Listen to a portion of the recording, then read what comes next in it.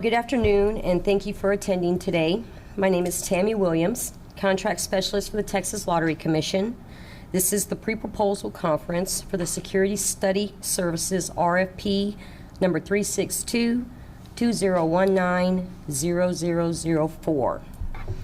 On the panel with me today, we have Angela Scarba. She's our Contracts and Facilities Manager.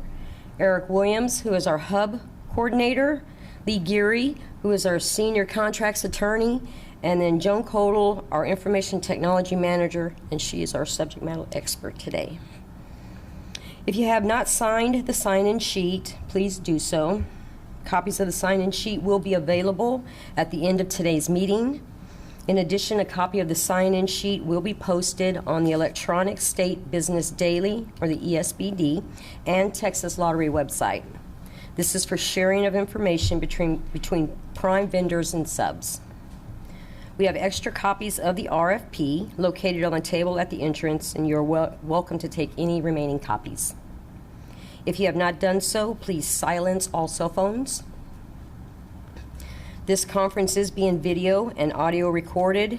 If you have any questions during the question and answer sessions, we ask that you use one of the handheld microphones so that your questions can be clearly heard. We will be reviewing the video after the conference and restate the questions and answers in the Q&A document, which will be released in accordance with the schedule of events. We will give our best responses to your questions today.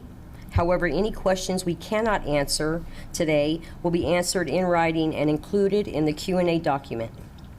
Please note the written Q&A document is our final answer. Following this conference, if you think of additional questions, you have an opportunity to submit these in writing. These are your opportunities to ask questions, and we encourage you to do so regarding the requirements of the RFP. If you are unsure of language written in the RFP or need further clarification, this is your chance to receive the information you need. After proposals are received, it is then the Texas Lottery's time to ask questions and or seek clarification if needed. Please note that any oral communication that would alter or amend the RFP as written is not binding.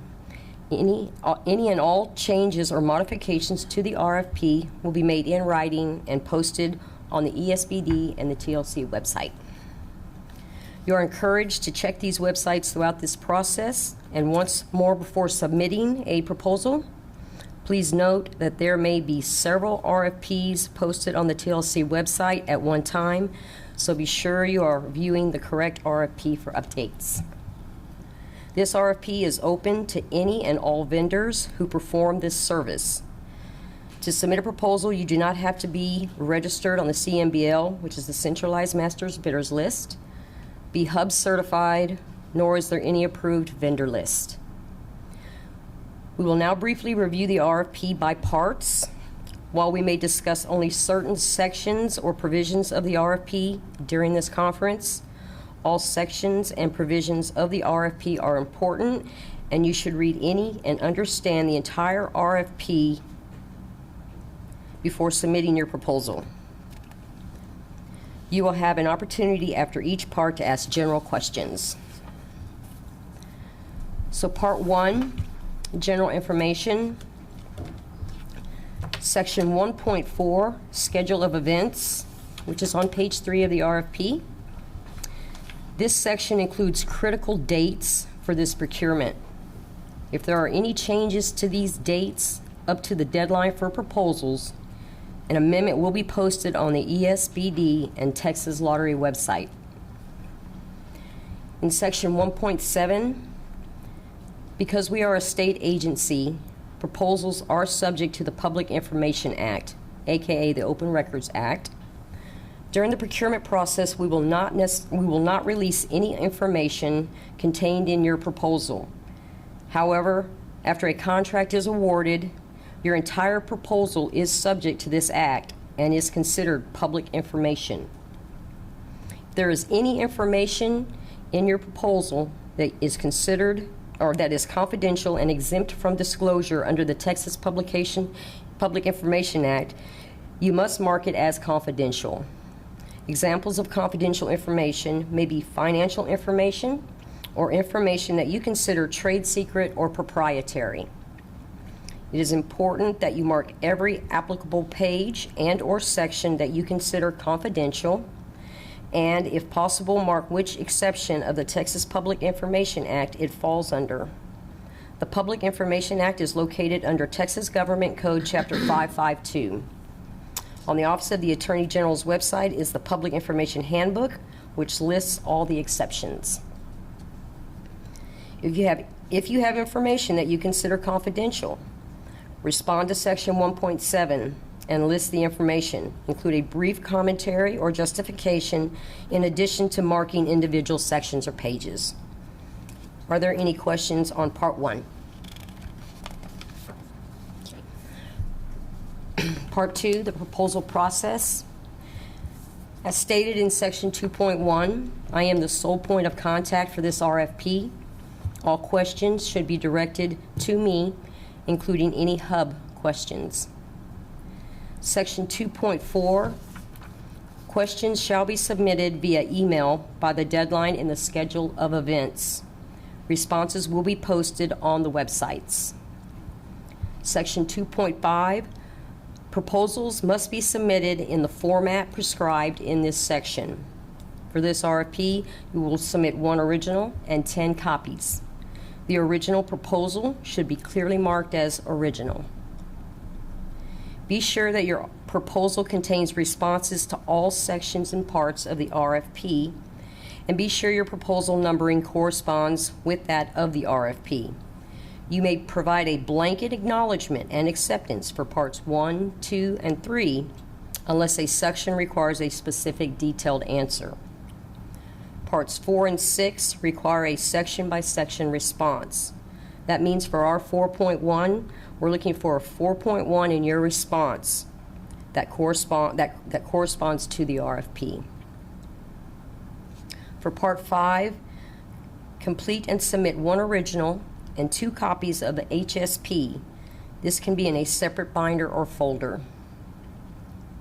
There are provisions that do not invite a detailed response, and it is acceptable to state that you agree and will comply. Section 2.5.4, the proposer's commitment, Attachment A, and the background information certification, Attachment D1, must be signed by an officer or agent of proposer with the authority to contractually bind the proposer, and the original attachment must be included in the original proposal. Section 2.5.7, you are required to submit an electronic copy on a CD or USB drive of the text portion of your proposal only, and please do not include cost. Section 2.5.8, please note, copyrighted proposals are unacceptable and may be rejected. Section 2.6 covers the format and contents for which your proposals must be organized, which includes the letter of transmittal, executive summary, either a blanket acknowledgement for Part 1, 2, and 3, or a section-by-section response for 1, 2, and 3. Section-by-section response to Parts 4 and 5. 4 and 6, thank you. Sealed cost proposal attached to original proposal only. Attachment A, proposer's commitment, and Attachment D1, background information certification. Section 2.7, letter of transmittal, must state that the proposal is valid for 180 days, an overview of why your company is most qualified, and includes a statement accepting the terms and conditions in Part 3 and or any exceptions to such. Section 2.8, executive summary, should be a full and concise summary and not exceed 5 pages. Section 2.10, cost proposal, must be in the format included in Attachment H in a separately sealed envelope as an attachment to the original proposal. We only need the signed original. Disclosure of cost in the body of the written proposal is cause for disqualification. The sealed envelope should only contain the cost proposal. Do not include any marketing materials and/or other information in your sealed cost proposal. The sealed cost proposal is not opened until after the proposal is scored on its technical merit. Therefore, any additional materials that are included in the sealed envelope will not be evaluated. Section 2.11, proposers may submit only one proposal and one cost proposal. Section 2.12, any RFP changes, modifications, or cancellations will be posted on the websites. Section 2.15, proposal evaluation. Scoring matrix is attachment G and will be used for evaluation of proposals in response to this RFP. Please note there are two pass-fail categories, HSP analysis and financial analysis. Your proposal essentially goes through 4 phases once it's submitted. Initial assessment for compliance and completeness. It is reviewed for financial analysis and HSP. It is reviewed and evaluated for its technical merit, and the cost proposal is opened and reviewed. If at any given time your proposal is disqualified, you will receive a notice stating such. Any questions on Part 2? Part 3, contractual terms and conditions. This part describes the terms and conditions which apply to the procurement process and which will become part of the contract executed pursuant to this RFP. Please read over this entire RFP document to ensure that you fully understand and will comply with all provisions. Any exceptions to the RFP should be clearly stated in the letter of transmittal, providing specific and detailed reasons for each exception, together with suggested alternative language. The contract resulting from the RFP will incorporate the RFP, any amendments, the question and responses, the contractor's proposal, and the cost proposal. Please note a performance bond is required under Section 3.35 for the contract resulting from the RFP and is required under the State Lottery Act. Therefore, we cannot accept alternatives. Section 3.56, cybersecurity training. This is a new law recently passed, and we are waiting on the Department of Information Resources to define the training program certification requirements. It is likely cybersecurity training certification will be required for the contract resulting from the RFP. Any questions on Part 3? Part 4, required information. Section 4.1 through 4.5. Although these sections seem brief in the RFP, these sections require proposers to gather, compile, and submit a great deal of detailed documentation. Please read these sections thoroughly and provide all the information in your section-by-section responses. So for 4.1 in the RFP, we want to see 4.1 in your proposal. Section 4.6, conflict of interest. In this section, you are asked to disclose any actual, potential, and/or perceived conflicts of interest. Please review this section and make any disclosures. Section 4.7, financial soundness. Texas Lottery Commission does a thorough financial analysis of all proposals. Please provide the information requested under this section. If you feel this information is confidential, please mark it as such. This is a pass-fail category on the scoring matrix, so it is critical that you provide the requested information. Section 4.8, background investigations. The TLC reserves the right to conduct an in-depth background investigation on the apparent successful proposer. Section 4.8.2, a background investigation may be conducted on contractually defined vendor principals, those who will be directly involved in selling or leasing the goods or performing the services subject to this RFP or resulting contract. This includes partners, shareholders, officers, and directors who are directly involved. Section 4.8.3, background investigations may be conducted on vendor employees who meet one or more of the criteria under this section. This contract requires a background investigation of employees on site at the Texas Lottery Commission. Background investigations will include fingerprinting. The apparent successful proposer may be required to complete all forms, including in Attachment E, which are E1, 2, 3, and 4 of the RFP by the prescribed time after the written announcement of the apparent successful proposer by the Texas Lottery. If you feel that the information you are providing in Attachment E is confidential, please mark it as such. As mentioned before, we ask that all proposers complete and submit Attachment D1 with its proposal. This is a certification that your company would not be denied a sales agent license under Texas Government Code Chapter 466.155, which is Attachment D in the RFP. Section 4.9, disclosure of interested parties. If requested, the successful proposer will be required to fill out a 1295 form with the Texas Ethics Commission. That's usually for contracts over $1 million. Are there any questions on Part 4? So Part 5, HSP, at this time I will turn it over to Eric Williams, who's going to go over Part 5.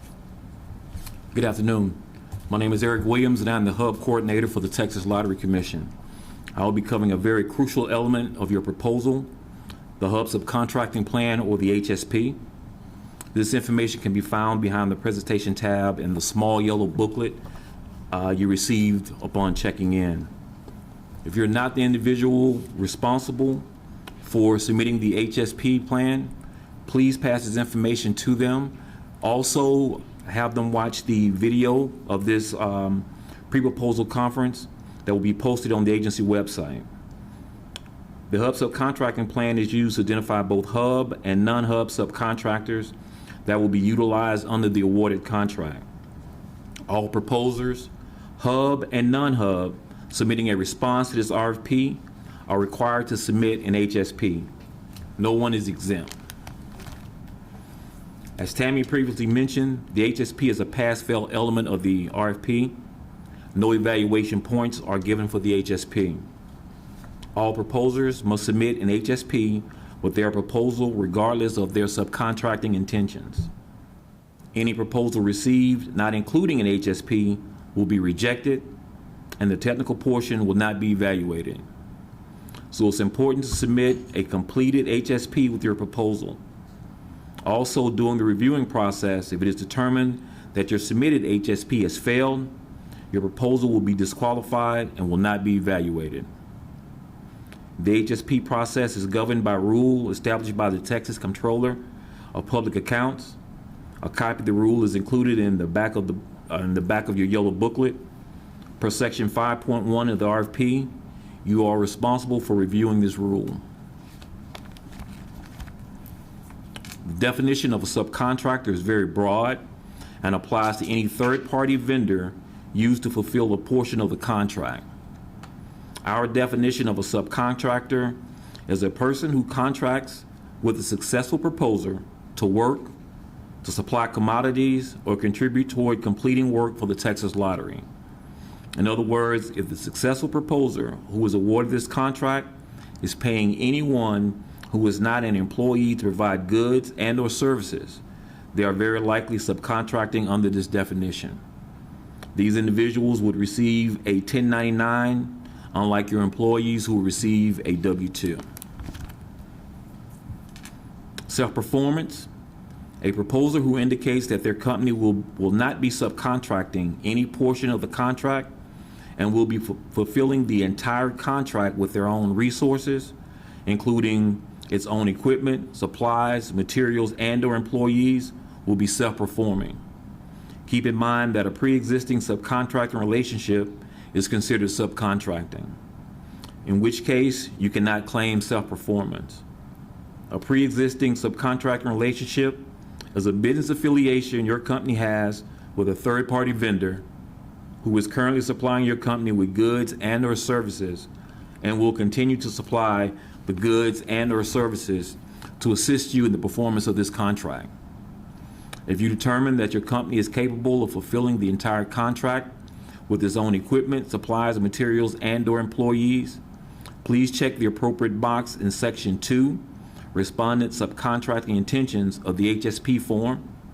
Complete Section 3, which is the self-performing justification, by providing a thorough explanation of how your company will perform the entire contract with its own employees, supplies, materials, and/or equipment as it relates to Part 6 of the RFP, the scope of services. Complete Section 4 of the HSP form, the affirmation prior to submitting your HSP with your proposal. If you're not self-performing, you will proceed with the good faith effort of the HSP. We've identified potential subcontracting opportunities in Section 5.5.1 of the RFP. These areas may or may not be subcontracted depending on the proposer's existing resources, employees, and business model. You are not limited to the list in the RFP. However, if you intend to subcontract any portion of the contract and is not listed, you are responsible for identifying it in your HSP submission. We have included in the RFP a list of hub vendors by CMBL class and commodity description to assist you in finding potential hub vendors. The Lottery Commission does not endorse, recommend, or attest to the capabilities of any company or individual listed within the RFP or on the CMBL Hub search directory. The good faith effort methods are for those proposers who intend to subcontract any portion of the contract. The goal of this good faith effort is to achieve individual hubs in the Texas procurement process and ensure they receive a fair share of state business. Please check the appropriate boxes in Section 2, which is the respondent subcontracting intentions of the HSP form, and perform one of the 3 good faith effort methods. The optional checklist will assist you in determining which of the 3 methods you should use.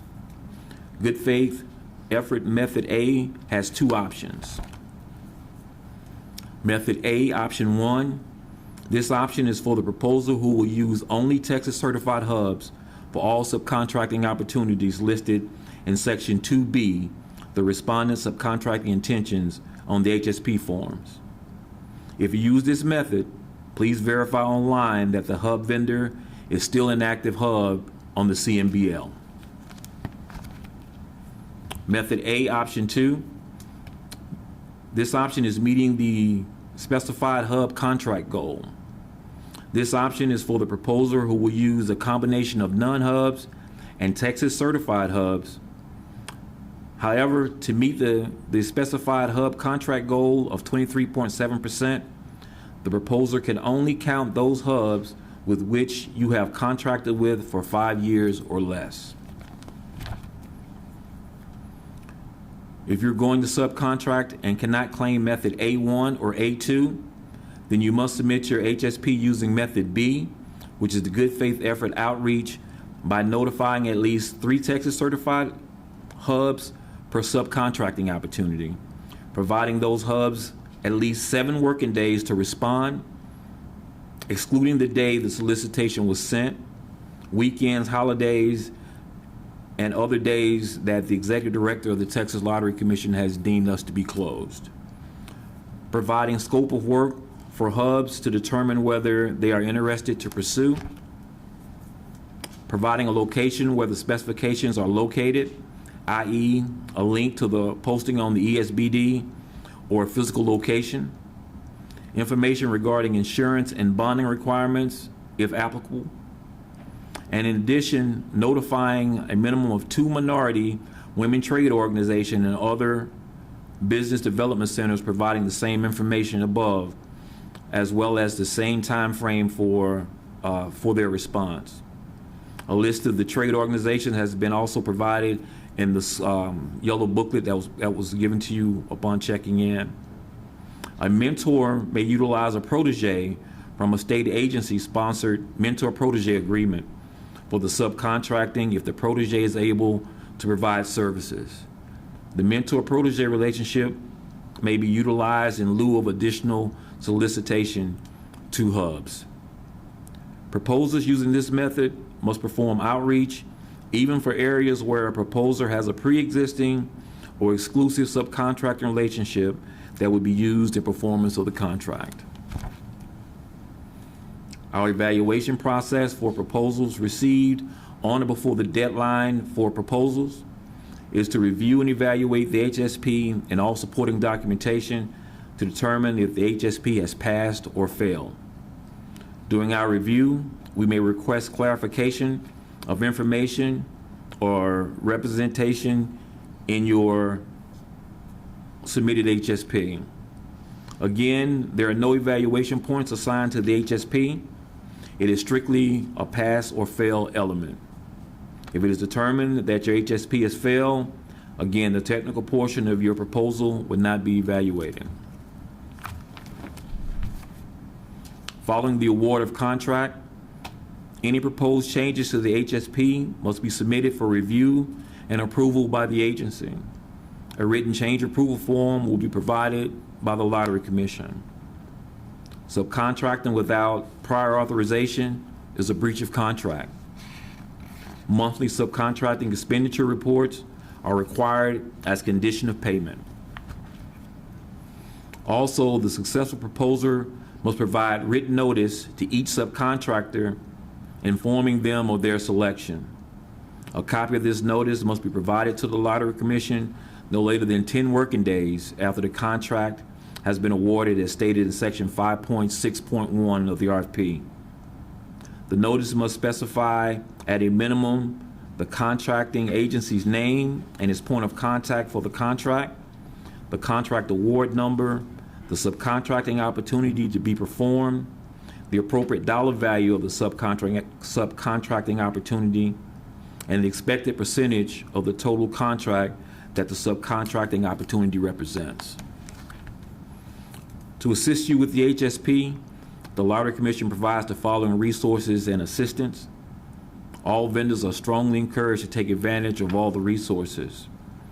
This pre-proposal conference video and booklet will be posted on the agency website. A HSP quick checklist is included in the RFP as well as the yellow booklet. Proposers have the opportunity to submit written HSP questions up until the date of your proposal submission. However, we suggest you submit questions early to allow yourself the necessary time to cure any deficiencies. You are encouraged to start working on your plan right away to give yourself plenty of time. We will review a draft of your HSP to identify deficiencies and provide feedback. We will not state whether your draft has passed or failed. We will provide one-on-one workshops upon request. These may be conducted in person or via conference call. As per section 2.1 of the RFP, please forward all questions or requests to Tammy. The last date for review of your draft HSP for deficiencies and one-on-one workshops is listed in section 1.4 of the RFP. Again, we strongly encourage you to take full advantage of all the available resources to assist you with your HSP submission. Once you submit your HSP with a proposal, there is no opportunity to cure. Please consult the schedule of events and make sure that you know which dates are crucial in terms of preparing and submitting your HSP. In closing, I'll remind you again, if you're not the person who is responsible for completing the HSP, please pass this information to them, as well as let them know that today's pre-proposal conference will be available for view on our agency website. Please submit questions regarding the HSP after this conference in writing, and they will be answered and posted on the agency website, as well as the ESBD. HSP questions can be submitted up until the deadline for proposals, which is listed again in section 1.4 of the RFP. Are there any questions regarding the HSP plan? Thank you, Eric. Okay, so as a reminder, the HSP Q&A is a running document. For any additional questions that we receive or questions that we receive, we'll add to the same document. and revise the date on the document. There will only be one link on our website or attachment on the SBD for the HSP questions. So please check the websites often to see if any changes since you last viewed it. Okay. So now we're going to go on to Part 6, Scope of Services, or Technical. Part 6 requires a section-by-section response. I will not be going into detail on this section. This is your opportunity to tell us how you will perform the services described in each section. It is not enough to say you can do something. Tell us how you will do it. Provide examples of techniques that you've used for success.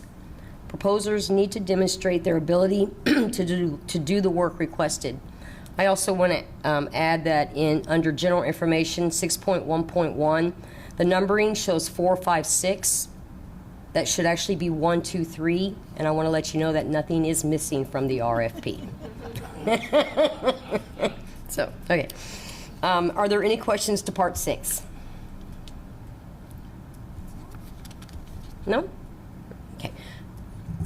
Y'all are making it easy. No questions? Okay. The biggest piece of advice I'm going to give you is make sure you submit a draft of your HSP plan by that deadline. You don't want to fail on something that can be prevented. And we will give you information about how to go back and make changes that you need to make if you're deficient in any way. We'll point out those deficiencies. And the other thing is you can ask for a workshop if you want, and Eric will go into more detail on the different methods that you can use. So if you're not doing something you're confident in, make sure that you ask us for a workshop date. They usually take about an hour or less. You can ask any questions you want, and again, he can go into detail. And sometimes those conferences result in us kind of, hearing what you're doing, and we can help guide you down the path of which one is probably the one you need to go with, which method. Okay. So if there's no questions, I just want to give you some final reminders. All scope of services questions must be submitted in writing via email to me by the deadline in the schedule of events. Scope of service questions that are not submitted in writing by the time and date specified will not be answered. If you have a question on the RFP process, you can contact me and I may be able to respond. Generally, this is the case for all sections except for Part 6, but don't hesitate to ask. Make note of all dates in the schedule of events, and proposers are responsible for checking the ESBD and TLC website for any and all notices, amendments, and Q&A regarding this RFP. We will not directly email these to you.